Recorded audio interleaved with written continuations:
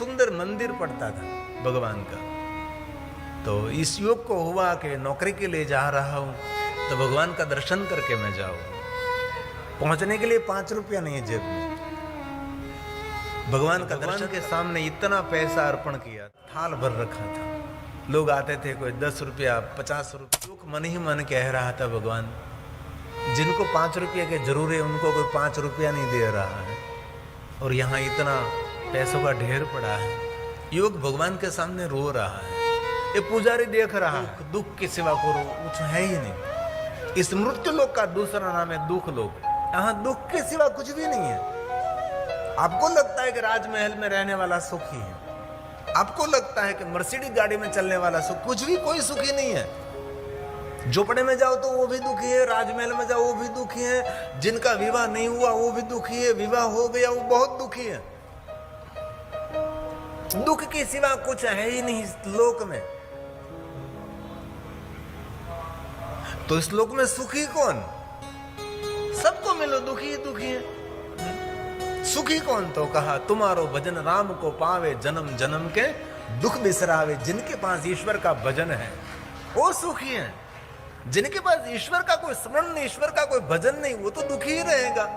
कोई शारीरिक दुखी, कोई मानसिक दुखी, कोई धन से दुखी, कोई तन से दुखी, कोई संतान से दुखी, परिवार से दुखी, समाज से दुखी, और बहुत लोग अपने स्वभाव से दुखी रहते हैं। अपना स्वभाव इतना चित्र विचित्र रहता है, इसीलिए दुखी रहते हैं।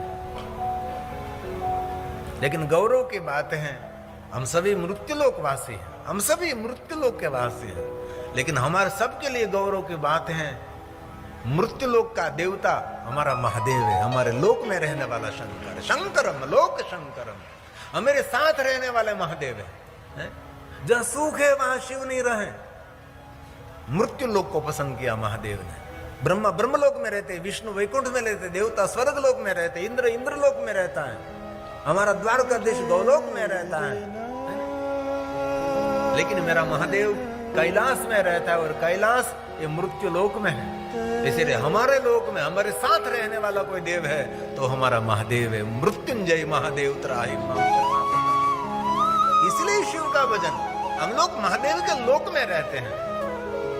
जहां सुख है वहां शिव नहीं रहे, जहां दुखों का निवारण ये महादेव है, शिव हमारा। परम रम्य गिरि बरि कैलास। रामचरितमानस तुलसी ने कह दिया, परम ब्रह्म गिरि बरु कैलास। महादेव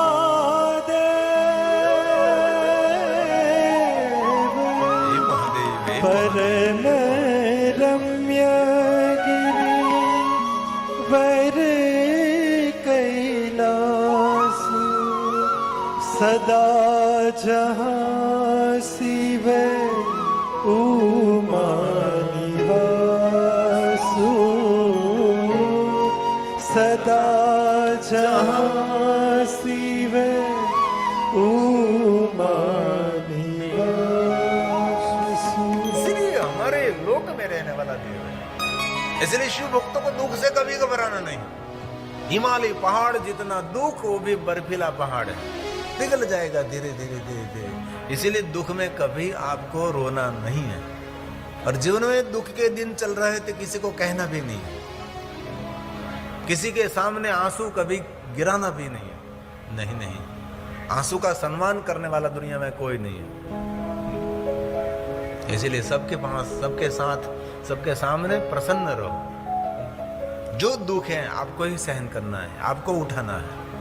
आपके दुख में कोई भाग नहीं ले सकता, आपके कर्म तो आपको ही भोगना पड़ेगा। इसलिए कभी दुख सहन ना हो तो एक ही स्थान है हमारे दुख निवारण, कष्टभंजन महादेव, दुख भंजन महादेव, बीड़ भंजन महादेव। सभी दुखों का निवारण भगवान शिव है।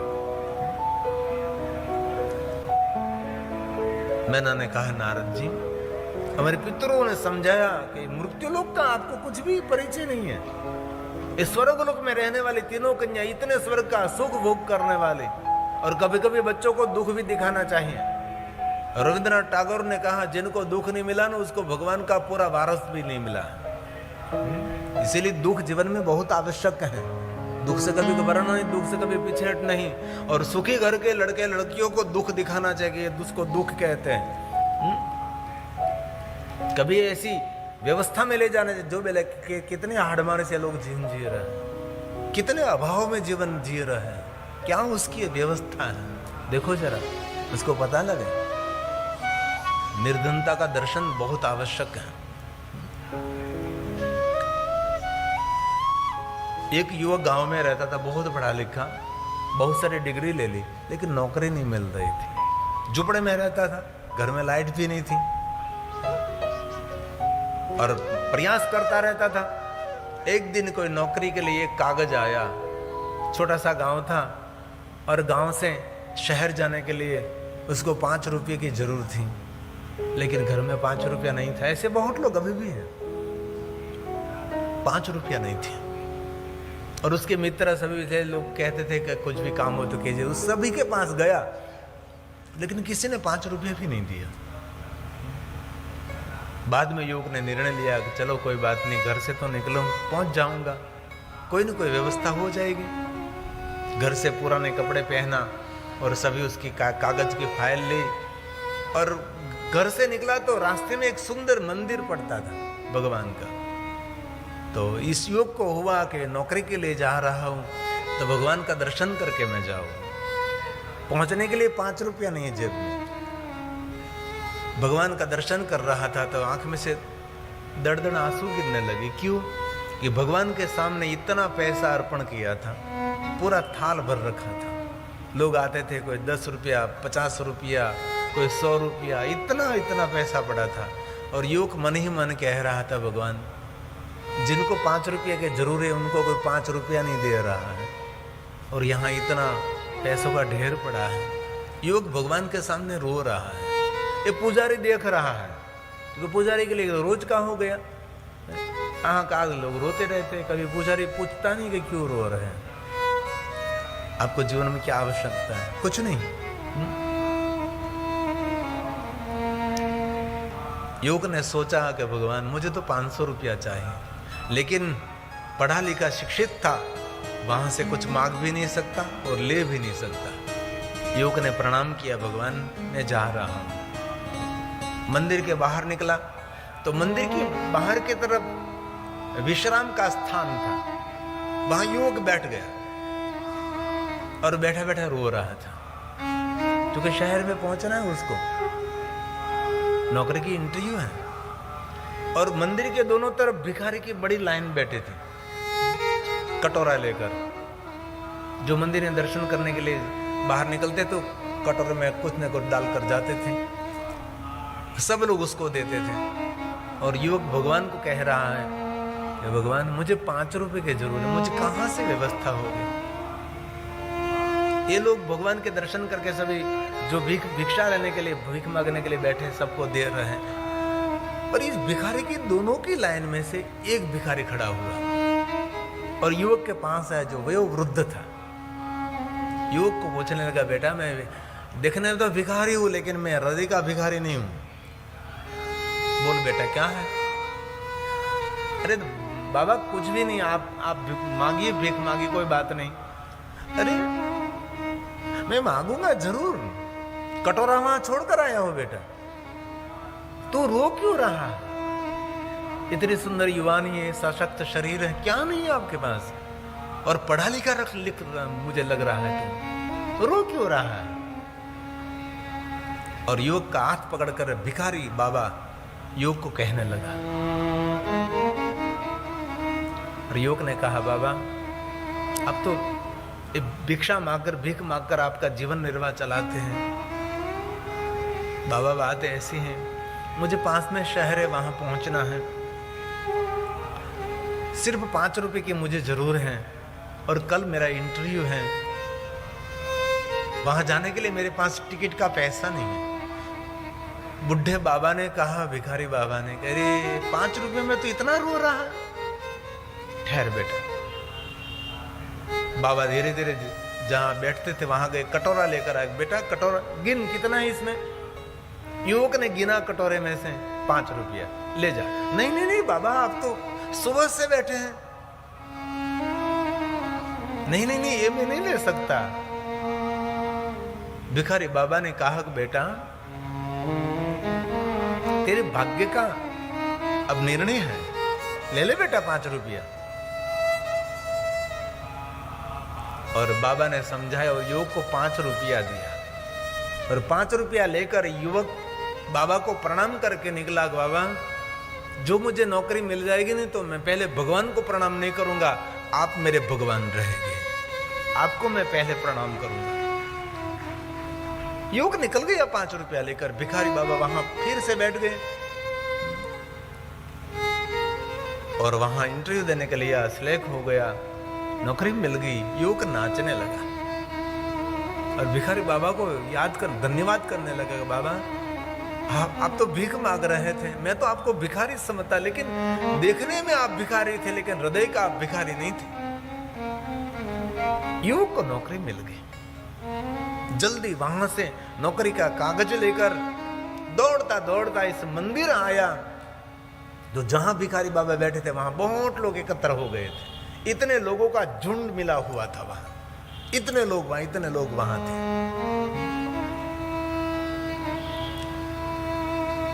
और युवक इस भीड़ को दूर करके वहां पहुंचा जहां भिखारी बाबा बैठे थे। लोग बोल रहे थे, अच्छा वो एक भिखारी कम हुआ, क्योंकि आज इस भिखारी बाबा की मृत्यु हो चुकी थी। जिस बाबा ने इस युवक को 5 रुपया दिया था, उसकी मृत्यु हो चुकी थी। लोग बोल रहे थे, अच्छा हुआ एक भिखारी कम हुआ। नहीं बोलने जैसे शब्द नहीं बोलने, लोग जीते नहीं, लोग मरने वालों को भी बोलना नहीं छोड़ते। ऐसे लोग गंदे होते हैं। ये दुनिया माँ की गोद नहीं, दुनिया बड़ी निष्ठुर है। इस दुनिया में हमारे लिए मार्ग में कोई फूल नहीं बिछाया है, कांटे ही कांटे हैं। इसमें आपको धीरे धीरे आगे निकलना है। निर्दयी दुनिया में आपको दयावान बनकर जीना है। कादव कीचड़ में जैसे कमल खिलता है, वैसे आपको दुनिया में खिलकर सुगंध फैलाना है, महक फैलानी है।